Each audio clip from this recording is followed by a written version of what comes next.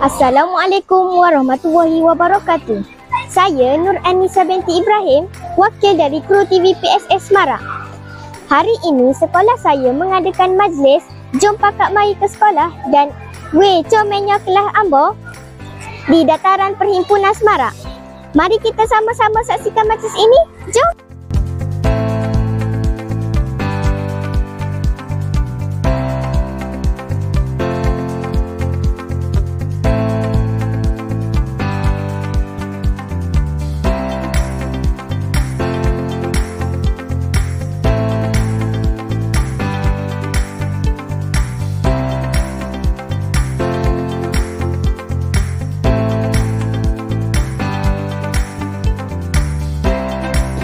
Ya, soalnya kelas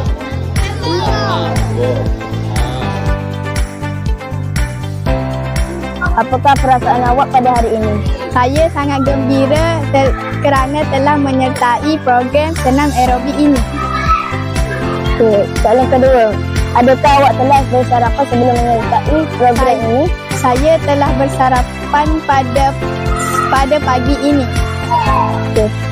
Soalan ketiga, adakah ibu bapa awak datang ke sekolah? Ibu bapa saya tidak hadir kerana bapa saya bekerja.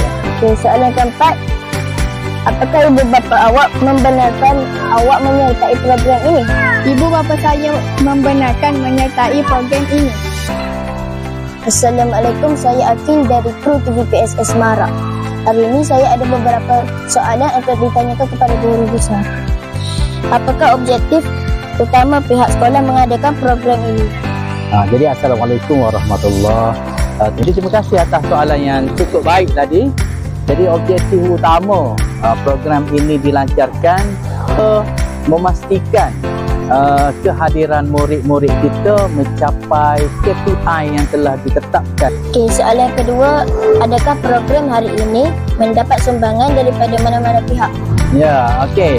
Jadi Alhamdulillah program hari ini kita lancarkan, sudah tentunya memerlukan belanja dan Alhamdulillah kita mendapat yang cukup hebat dan bahagian besar daripada program yang kita lancarkan pada hari ini dengan menyediakan hadiah-hadiah dan juga dalam bentuk sumbangan keuangan untuk melancarkan program kita hari ini.